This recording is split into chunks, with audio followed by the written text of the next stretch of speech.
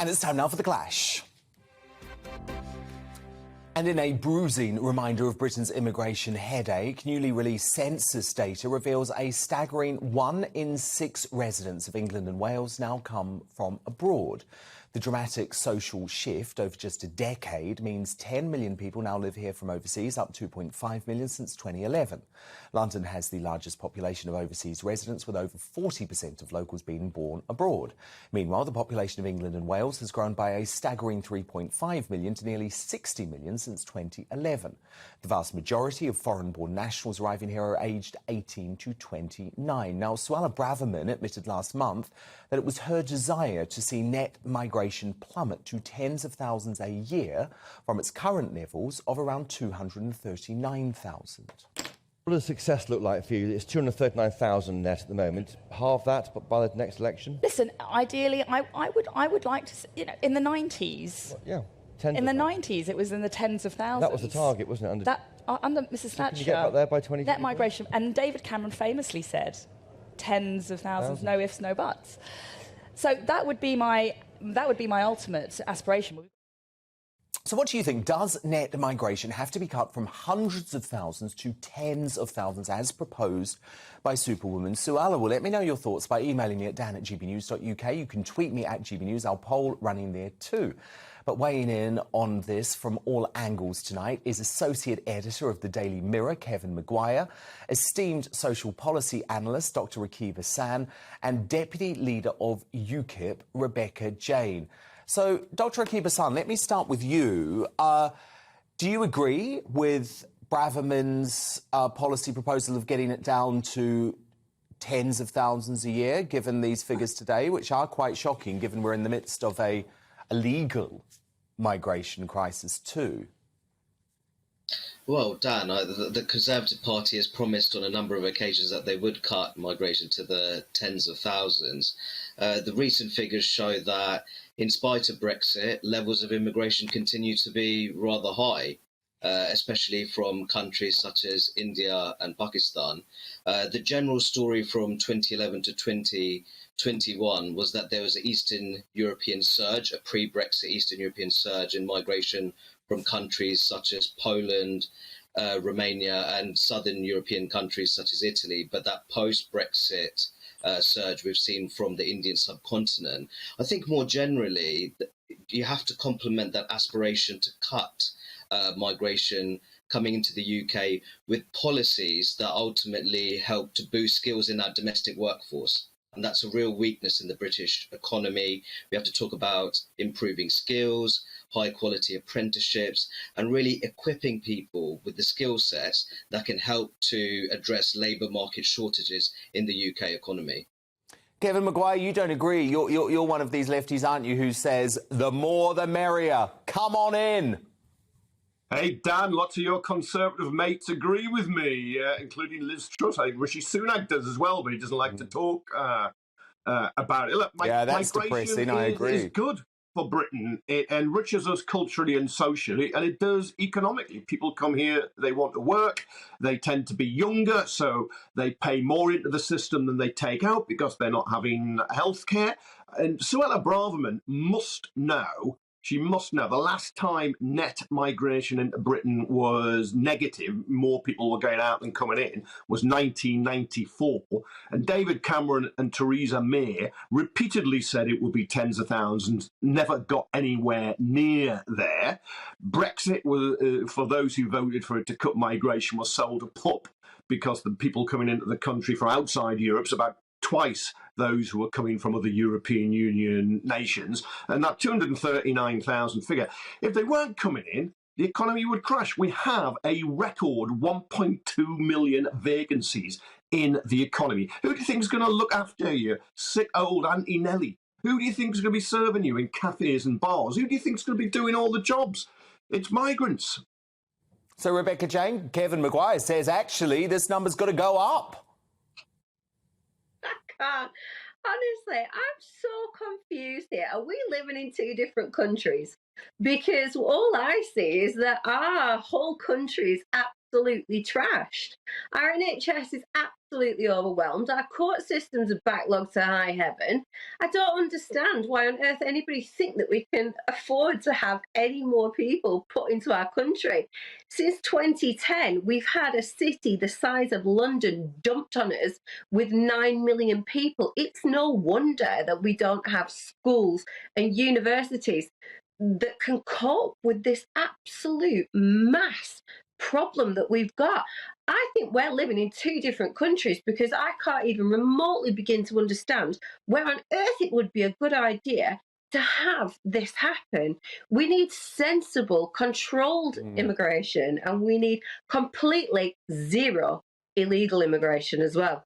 Kevin, doesn't Rebecca make a fair point? Because let's be honest, Kevin, you know, you are part of the quinoa quaffing sort of London Expresserati set, you know.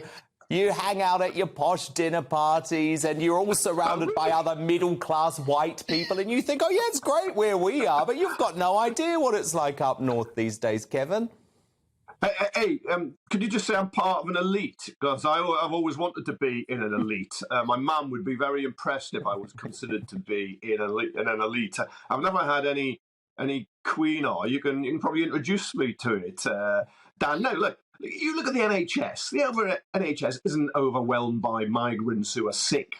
It's suffering because it can't get enough staff from overseas now. You go into any hospital and it's almost a United Nations. You know, the surgeons and the medical staff and others are from around the world. And that is absolutely fantastic. Look, but Dr. Akiba saying you're actually saying that shouldn't be the way forward. That's not how it should be, Rakib. You're saying the people working in the hospitals should ideally be British.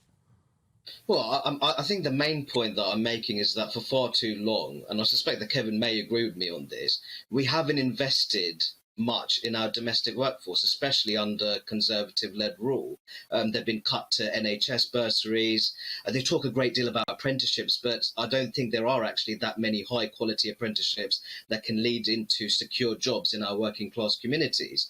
So at the moment, there is a degree of necessity here when it comes to needing migrants to fill important labour market shortages and in institutions such as NHS and also in social care.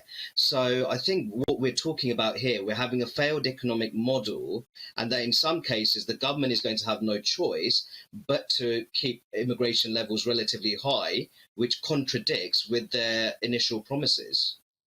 Yeah, the British capitalism that Greta Thunberg wants to abolish is broken in Britain at the moment. It's not working for the majority of people very well. And look, historically... But come on, Kevin, even you, surely, Kevin, even you cannot back what Thunberg is saying. I mean, surely you accept that what she's saying is completely dangerous. It would take us back to pre-Victorian times. It would ban us from flying. It would ban us from eating meat. It would ban us from driving cars. Surely, Kevin, even you must condemn this madness from Thunberg. I'm sorry, I realise I've now jumped into your previous debate. Look, I like the idealism of the young. Wound up about it. Of course, what she says is not achievable in any short term, but I always like the young to challenge and to look for ways forward, how we can make society and the world a better place. And many working people in Britain have had a bad time. But they're not just white, they're black and they're brown and they've come from around the world and they're part of the British working class. Exactly, but we're not talking about colour.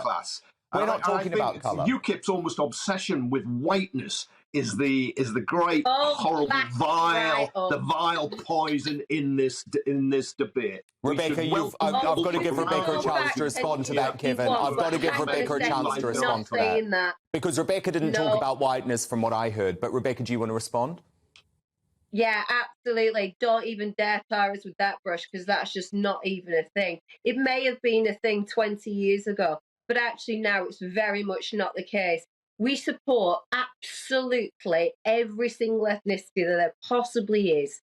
You can't take this all about race. Not everything is about race. Immigration is not about race. It's about the fact that our country that we care deeply and passionately about is absolutely overwhelmed.